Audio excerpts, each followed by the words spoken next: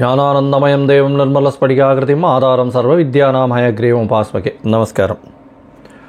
நேயர்கள் அனைவருக்கும் astro KS ஐயங்காரின் பணிவான நமஸ்காரங்கள். மாத பலன், தை மாதம் சோபகிருது வருஷத்தின் பலன்களை இப்போ பார்க்கலாம். 15/1/2024 12/2/2024 வரை உண்டான நாட்களுக்கு தை மாதம் வருது சோபகிருது வருஷத்தில். முதல்ல இந்த தை மாதத்தின் கோல்சாரம் என்ன அப்படின்றத பார்ப்போம். அதற்கு பிறகு இந்த தை மாதத்தில் வரக்கூடிய விசேஷ நாட்கள் என்னென்ன அப்படின்றத பார்க்கலாம். அதற்கு பிறகு ஒரு ராசிக்கான பலன்கள் என்ன, பரிகாரங்கள் என்ன, அது தவிர சந்திராஷ்டம நாட்கள் என்ன அப்படின்றத பார்ப்போம். முதல்ல இந்த மாதம், தை மாதம் அப்படின்றது உத்தராயண புண்ணிய காலம், உத்தராயணத்தின் முதல் மாதம் அப்படின்னு சொல்லக்கூடியது. ஏன்னா மார்கழி மாதம் தட்சிணாயனத்தின் கடைசி மாதம். இது உத்தராயணம்னா சூரியன் வடக்கு பக்கம் போக ஆரம்பிக்கிறார். அதனால் உத்தராயணம் ஆரம்பிக்கிறது. தேவர்களுக்கு பொழுது, அதாவது பகல் பொழுதாக கருதப்படுகிறது. அதனால் தை மாதம் அப்படின்னு பார்க்கும்பொழுது காலபுருஷ தத்துவத்தின் முதல் ராசியான மேஷத்தில் குரு பகவானும், கேது பகவான் கன்னியிலையும், சுக்கிர பகவான் விருச்சிகத்திலையும், தனுசுல செவ்வாயும் புதனும், சூரியன் மகரத்தில், அதாவது மாதங்கள் பிறக்கும் பொழுது சௌரமானம்னு சொல்லக்கூடியது. சூரியன் ஒரு ராசியிலிருந்து அடுத்த ராசிக்கு போகிறத வச்சு தான் சொல்கிறோம். அதனால் மகர மாதம் அப்படின்றதுனால தை மாதம். இந்த மாதம் மகரத்திற்கு தனுசுலேருந்து வரார். 15ஆம் தேதி அன்றைக்கி வந்துடுறார். கும்பத்தில் சனி பகவானும், மீனத்தில் ராகு பகவானும் இருக்கா. இது இந்த மாதத்தினுடைய ஆரம்பத்தின் கோல்சாரம். இந்த மாதத்தில் பார்த்தேனால் செவ்வாய் பகவான், அதாவது மாச கிரகங்கள்னு சொல்லக்கூடிய சுக்கிரன், புதன், செவ்வாய், இந்த 3 கிரகங்களும் மாறுறான். சுக்கிர பகவான் 19/1/2024 அன்னைக்கு விருச்சிகத்திலிருந்து தனுசுக்கு போகிறார். புத பகவான் 27/1/2024 அன்னைக்கு தனுசுலிருந்து மகரத்திற்கும், 4/2/2024 அன்னைக்கு செவ்வாய் பகவான் தனுசுலிருந்து மகரத்திற்கும் போகிறான். இது இந்த பெயர்ச்சிகள் நடக்கிறது. இதை தவிர பார்த்தேனால் இந்த பெயர்ச்சிகளை வச்சும் இந்த மாதம் என்னென்ன பலன் வருது, வருஷ கிரகங்களை வச்சும் இந்த மாத கிரகங்களையும் வச்சும் என்ன பலன்கள் வருது அப்படின்றத பார்க்கலாம். இந்த மாதத்தில் வரக்கூடிய சுப நாட்கள் அப்படின்னா 15ஆம் தேதி அன்றைக்கே தைப்பொங்கல்.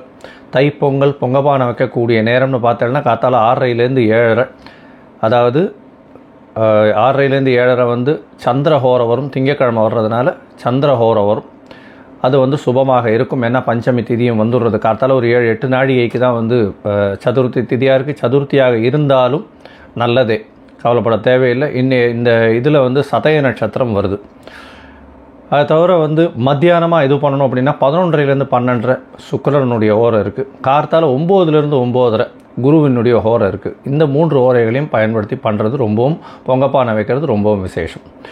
சரி, 16ஆம் தேதி பார்த்தேனால் மாட்டுப்பொங்கல், காணும் பொங்கல் சொல்லுவாள். அதை தவிர 17ஆம் தேதி உழவர் தினம். அதற்கு பிறகு பார்த்தேனால் 25ஆம் தேதி அன்றைக்கி தைப்பூச திருநாள், அதாவது முருகனுக்கு ரொம்பவும் விசேஷம்.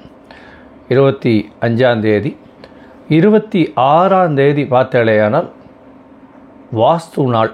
வாஸ்து நாள் அப்படின்றது வாஸ்து புருஷன் கண் விழிக்கும் நாள் அப்படின்னு சொல்லக்கூடியது. இந்த நாளில் பார்த்தேனால் எந்த கிரக பிரவேசமோ, புதுசாக வீடு மனை கோல் போடுறதோ, அதை தவிர வீட்டுக்கு அட்வான்ஸ் கொடுக்கறது, இந்த மாதிரியான விஷயங்கள் பண்ணால் அது எந்த நேரத்தில் பண்ணலான்னா கார்த்தால் 9:52லிருந்து ஒரு 1.5 மணி நேரம் அப்படின்னு சொல்லக்கூடியது 11:30-32 நிமிஷம், அதாவது 10 மணிலேருந்து 11:30 மணி வரலும் வச்சுக்கோங்களேன். இதில் ஒரு இதுவும் 18 நிமிஷமாக 5ஆக பிரிக்கிறோம்.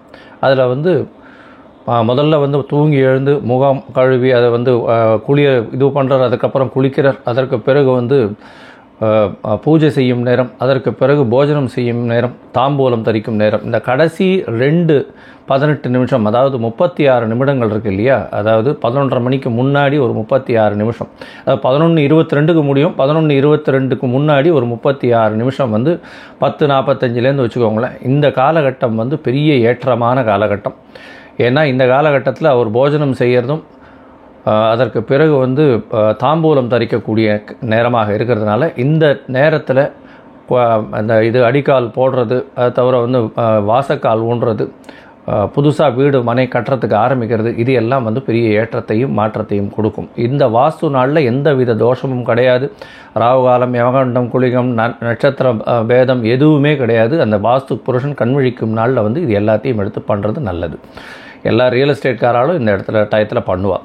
அது தவிர 30ஆம் தேதி என்றைக்கு பார்த்தேன்னா இந்த இதில் திருவையாறில் வந்து தியாக பிரம்ம உற்சவம் நடக்க ஆரம்பிக்கிறது. 31ஆம் தேதி வந்து தை ஹஸ்தம், கூரத்தாழ்வான் திருநட்சத்திரம். அன்றைக்கி தை ஹஸ்தம் பெரிய ஏற்றம். அன்னியிலேருந்து தான் வந்து எல்லா ராத்திரியும் வந்து நான் பிரபந்தங்கள் சொல்ல ஆரம்பிப்பா திருப்பியும். அதாவது கார்த்திகையிலேருந்து தை ஹஸ்தம் வரலும் வந்து சொல்கிறது கிடையாது, கோவிலில் மட்டும்தான் சொல்கிறது. இந்த தை ஹஸ்தத்துலேருந்து வந்து ஆரம்பிச்சிருவா, ஆற்றுல வந்து பிரபந்தங்கள் சேவிக்கிறதுக்கு ஆரம்பிப்பா. 9/2/2024 அன்றைக்கி தை அமாவாசை. இது வந்து ஒரு பெரிய ஏற்றமான விஷயம். ஏன்னா தை அமாவாசை பித்ருக்களுக்கு கொடுக்க வேண்டிய கர்மாக்களை செய்ய வேண்டியது. பெற்றோர்கள் இல்லாதவர்கள் செய்ய வேண்டிய கர்மா. பொதுவாகவே பார்த்தாலேனா 3 அமாவாசைகள் ரொம்பவும் முக்கியமானது. எல்லா அமாவாசையும் ரொம்பவும் முக்கியம். அதில் 3 அமாவாசைகள் ரொம்பவும் முக்கியம். அதாவது ஆடி அமாவாசை, புரட்டாசி அமாவாசை, தை அமாவாசை, இந்த 3 ரொம்பவும் முக்கியம்.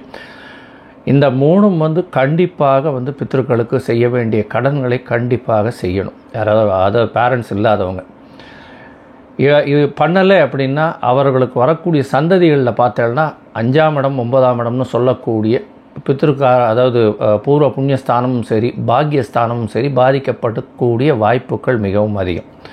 அதன் மூலியமாக வீட்டில் வந்து சில பிரச்சனைகள் தேவையில்லாமல் வந்து திருமணம் ஆகாமல் இருக்கிறது, இந்த மாதிரியான பிரச்சனைகள்லாம் கொஞ்சம் திருமணம் ஆகாமல் இருக்கிறது, எர்லியாக வந்து டெத்து வர்றது, தேவையற்ற நிகழ்ச்சிகள்லாம் வந்து அசுபங்கள் கொஞ்சம் அதிகமாக நடக்கக்கூடிய வாய்ப்புகள் நிச்சயம் உண்டு. அதனால் அதை தவிர்க்கிறதுக்கு இதை பண்ணுறது ரொம்பவும் நல்லது.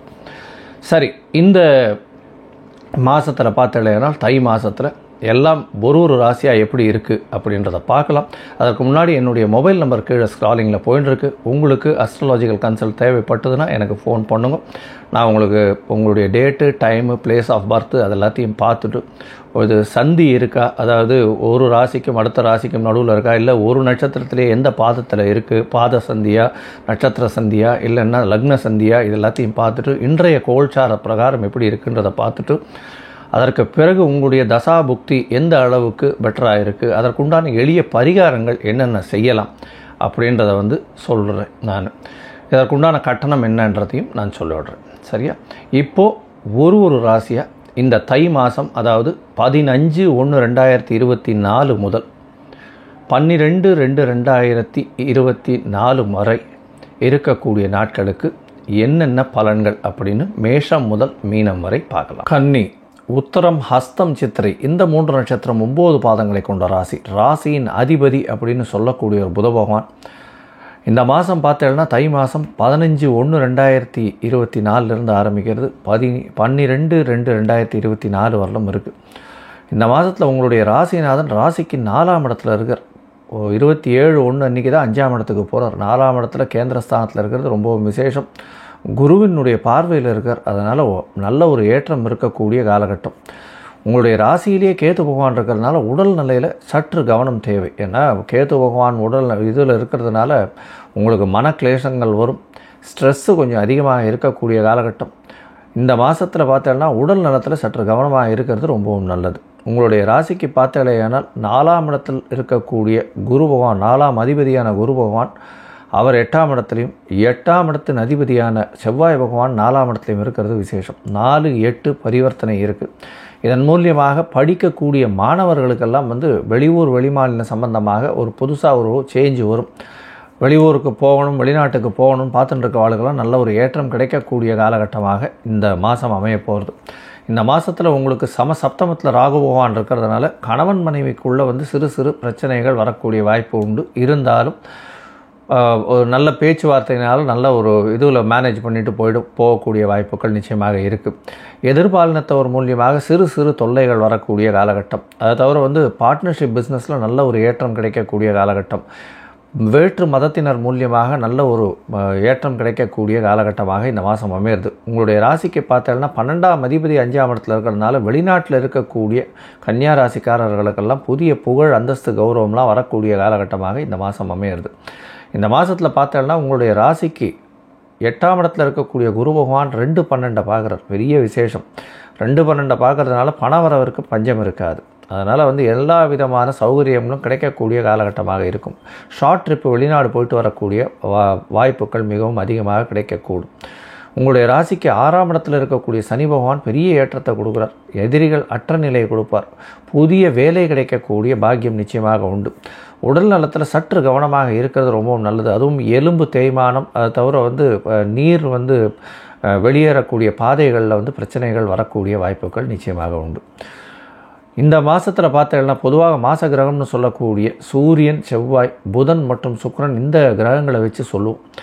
இந்த மாதத்தில் வந்து உங்களுடைய ராசிக்கு சூரியன் வந்து 5ஆம் இடத்துல இருக்கிறதும், செவ்வாய் பகவான் பரிவர்த்தனை யோகத்தில் ஆட்சி பெற்று 8ஆம் இடத்துல இருக்கிறதும் ரொம்பவும் விசேஷம். 8ஆம் இடத்துல இருக்கக்கூடிய 8ஆம் அதிபதினு சொல்லக்கூடிய செவ்வாய் பகவான் அவர் 4ஆம் இடத்துல இருக்கிறதும் பரிவர்த்தனை யோகத்தில் இருக்கிறதன் மூலியமாக வீடு மனை வாங்கக்கூடிய யோகம் வரும். திடீர் பணம் வரும். வீடு மனைகளால் வரக்கூடிய லாபம் வந்து கொஞ்சம் அதிகமாகவே இருக்கக்கூடிய காலகட்டமாக இருக்கும். உங்களுடைய ராசிக்கு வந்து 2ஆம் அதிபதினு சொல்லக்கூடிய சுக்கிர பகவான் 4ஆம் இடத்துல போய் இருக்கிறதும் குருவின் பார்வையில் இருக்கிறதன் மூலியமாக நல்ல ஒரு ஏற்றம் இருக்கும். பணவரவிற்கு குறைச்சல் இருக்காது. வீட்டில் வந்து நல்ல அலங்கார பொருட்கள் வாங்கக்கூடிய பாக்கியம் நிச்சயமாக உண்டு. இந்த மாதத்தில் 4ஆம் இடத்துல வந்து சுக்கிர பகவானும் இருக்கிறதுனாலையும் குடும்பாதிபதினு சொல்லக்கூடியவர் 4ஆம் இடத்துல இருக்கிறதுனாலையும் குருவின் பார்வையில் இருக்கிறதுனாலையும் புதிய வீடு மனை வாங்கக்கூடிய பாக்கியம் நிச்சயமாக உண்டு. உங்களுக்கு தொழிலில் பெரிய ஏற்றம் கிடைக்கக்கூடிய காலகட்டமாக இருக்குது. ஏன்னா உங்களுடைய ராசிக்கு 10ஆம் அதிபதினு சொல்லக்கூடியவர் வந்து 4ஆம் இடத்துல இருந்து குருவின் பார்வையில் இருக்கிறதுனால புதிய தொழில் அமையக்கூடிய வாய்ப்புகள் உண்டு. அதுவும் வந்து இந்த ஐடி சர்வீசஸில் இருக்கிறவா, கம்யூனிகேஷன் சர்வீசஸில் இருக்கிறவா, அதை தவிர வந்து இந்த இன்ஸ்ட்ருமெண்டல் மியூசிக், அதாவது சினி இண்டஸ்ட்ரியில் இருக்கக்கூடிய இன்ஸ்ட்ருமெண்டல் மியூசிக்கில் இருக்கக்கூடியவா, ஆர்ட் டைரக்டர்ஸு, அதை தவிர வந்து எழுதக்கூடிய, அதாவது கவிஞர்கள், எழுதுகிறவங்க, இந்த ஸ்கிரிப்ட் எழுதுகிறவங்க, வசனகர்த்தான்னு சொல்லக்கூடியவர்கள், இவர்களுக்கெல்லாம் பெரிய ஏற்றம். புதிதாக வந்து அவங்களுக்கு வந்து புதிய ஆப்பர்ச்சுனிட்டி கிடைக்கக்கூடிய காலகட்டமாக இந்த மாதம் அமைய போகிறது. இந்த லேடி ஆர்டிஸ்ட் இருக்காங்க இல்லையா, அவங்களுக்கு வந்து ஒரு நல்ல ஏற்றம் இருக்கும். ஆனால் பிஹைண்ட் த சீன்ஸில் இருக்கக்கூடிய கவிதை எழுதுகிறவங்களுக்கெல்லாம் நல்ல ஒரு ஏற்றம் கிடைக்கக்கூடிய, பெரிய ஏற்றம் கிடைக்கக்கூடிய வாய்ப்புகள் நிச்சயமாக இருக்குது.